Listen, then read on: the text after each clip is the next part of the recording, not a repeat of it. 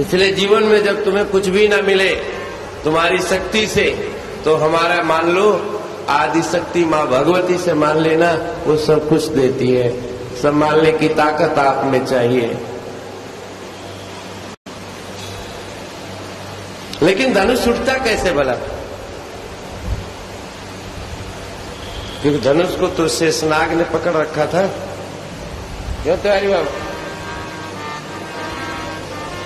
जब दशरथ रोने लग, जिस समय कोई धनुष नहीं उठाता है, टाइम हो गया राम जी, बज गए 5।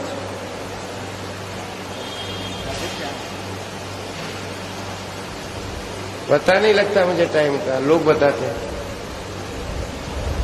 महाराज जनक रोने लगे हैं। अरे ध्यान देना, जिसके दरवाजे से बेटी की बारात वापस जाए उस बाप के दिल पे क्या गुजरती। महाराजा जनक ने संकल्प लिया था कि जो धनुष तोड़ेगा उससे विवाह करेंगे। किसी राजा ने आकर के उस धनुष को हिलाया तक नहीं है। रुदन कर रहे हैं कि मुझको ये मालूम होता तो ऐसी बसी नहीं होती, और करता यदि नहीं प्रतिज्ञा में तो जग में हंसी नहीं। अगर मैंने संकल्प नहीं हुआ था, संकल्प नहीं किया होता तो मुझे आज दुख नहीं देखना होता। और जाओ जाओ ए रजवासी वीरों, जाओ आसरा छोड़ प्रस्थान करो।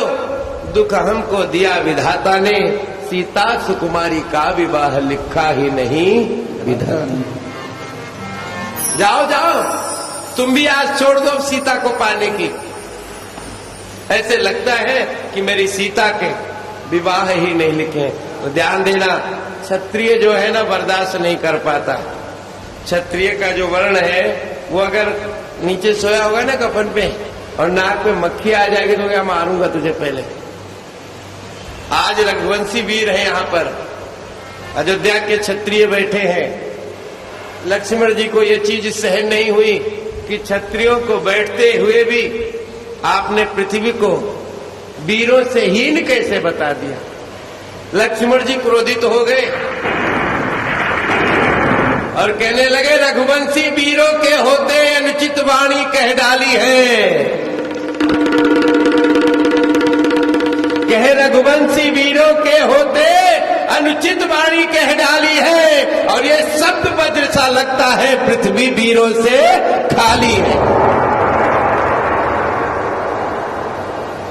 महाराज जनक क्या बात कर रहे हो? यहाँ क्षत्रिय बैठे हैं, रघुवंशी बैठे हैं, आप कहते हो पृथ्वी वीरों से खाली है। बड़े सुकुमार है।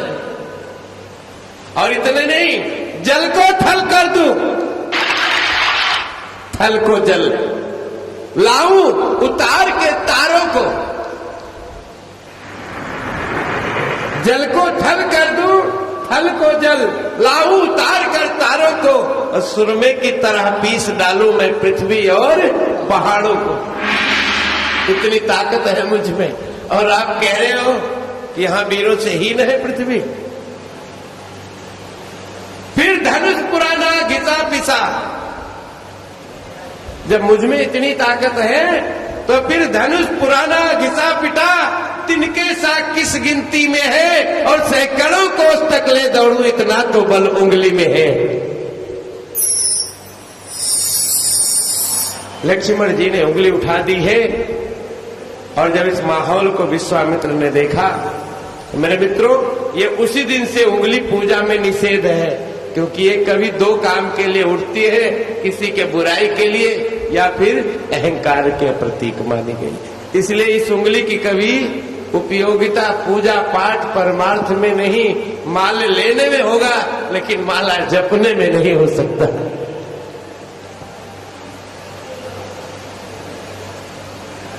ये अहंकार का प्रतीक माना गया है। ये उंगलियों सब अलग है, कर्णिका, अनामिका, मध्यमा, तर्जनी, अंगुष्ठा, इनके अलग अलग काम है। और जब इनका ये माहौल देखिया तो विश्वामित्र ने कहा, उठहु राम भंजहु भव चाप,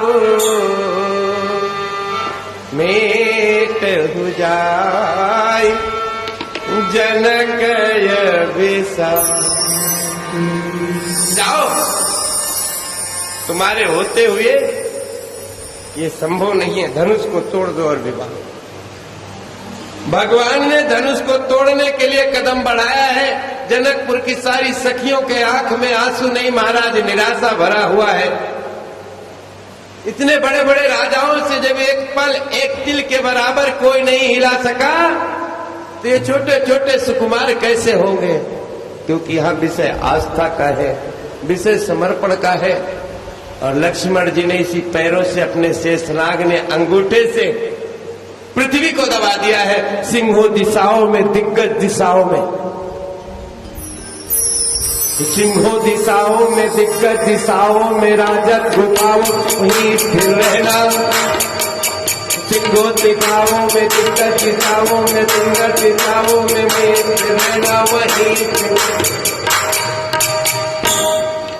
पैर से धरती को दबा दिया और कहा, महाराज अब धनुष को छोड़ देना आज हमारे मान की बात है, क्योंकि आज हमारे भगवान जनकपुर में कुछ लीला करने जा रहे हैं और आज ये मर्यादित हो गया। अगर ये क्रिया नहीं हुई तो 3 जगह भगवान झूठे हो जाएंगे। पहला, देव ऋषि नारद का दिया हुआ श्राप झूठा हो जाएगा। दूसरा, माँ गौरी का दिया हुआ वरदान झूठा हो जाएगा। और तीसरा, जानकी का अपार स्नेह, इतनी जीवात्मा का प्रीति परमात्मा पे महाराज, अगर ये टूट जाएगी तो सृष्टि से प्रेम ही खत्म हो जाएगा। इसलिए उन्होंने पैर से दबा दिया और शेषनाग से कहा, महाधनुष। और जैसे ही भगवान राम ने धनुष को छुआ है, उठाते ही अपने आप ही, देखते ही टूट हो गया। महाराज धनुष अपने आप टूट गया और आकाश मार्ग में लोग पुष्प करने लगे। वो करने लगे सभी जय, करने लगे सभी जय दशरथ कुमार की, जय रामचंद्र आपकी, जय जय हो जानकी।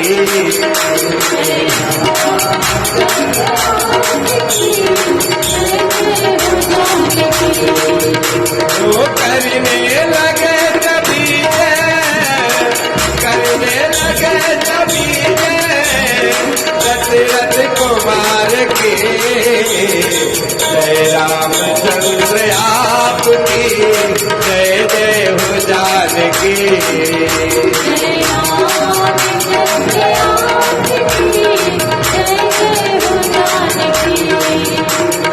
जय रामचंद्र आपकी, जय जय हो जानकी।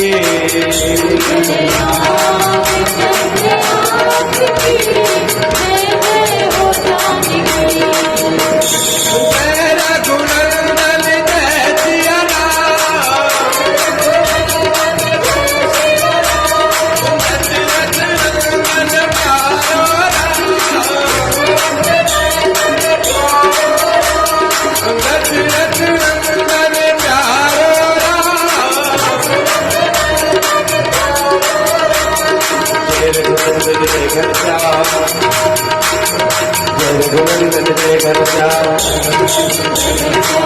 रघुनंदन जय घनश्याम, मनोहर राधे श्याम, जय रघुनंदन जय घनश्याम। जय धरणी धर धीर गजाधर, माखन चोर मुकुंद बिहारी, जय धरणी धर धीर गजाधर, माखन चोर मुकुंद बिहारी, जय गुरुवंदन तब जगवंदन, चरण कमल बिनवो बनवारे। सारे लोग स्तुति करते हैं और पुष्प वर्षा करते हैं और भाव से कहते हैं, रघुनंदन श्री राम को, दशरथ राजकुमार को बारंबार प्रणाम है, बारंबार प्रणाम है।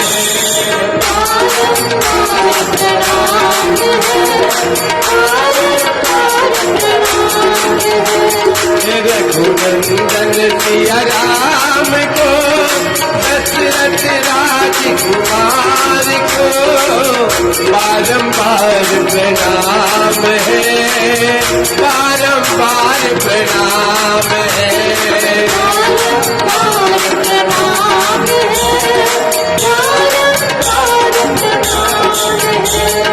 बारंबार प्रणाम है, बारंबार। एक बार बोली मर्यादा पुरुषोत्तम श्री रामचंद्र भगवान की। भगवान राम ने धनुष का भंजन किया है और जैसे ही धनुष टूटने की आवाज परशुराम जी के कानों में पहुंच जाती है।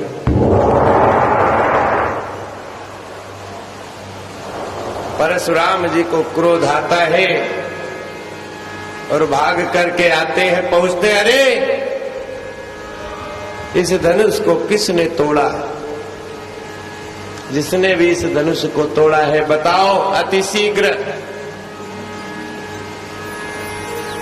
भगवान राम हाथ जोड़कर खड़े हो जाते हैं और कहते, नाथ शंभुधन भंजनिहारा, होई यही को एक दास तुम्हारा। हे प्रभु, इस शिव धनुष को तोड़ने वाला कोई आपका दास ही होगा। आय सुकाह कहियक न मोही, सुन रिसाय बोले मुनि गोही। भगवान राम ने कहा, धनुष तोड़ने वाला कोई आपका ही सेवक होगा, बताओ मेरे लिए क्या आदेश है, क्या सेवा करूं? परशुराम जी को क्रोध आया, कहते अरे वाह, सेवक सो जो करे सेवकाई, अरि करनी करी करिए लड़ाई। सेवक तो वो है जो सेवा करे, बार बार लड़ाई करे, वो सेवक नहीं हो सकता। ऐसा कर्म करे जिससे लड़ाई हो, वो सेवक नहीं हो सकता। और सुनो राम, कि सुनो राम जे शिव धन तोरा, साहस बाहु समसो रिपु मोरा।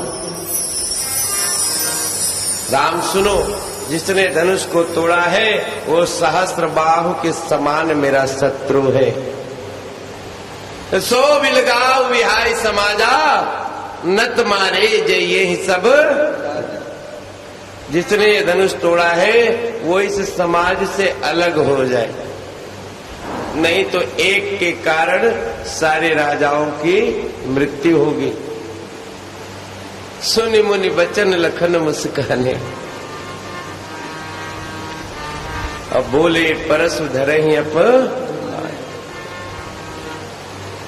व्यंग भाषा में मुस्कान करते हैं ना कोई।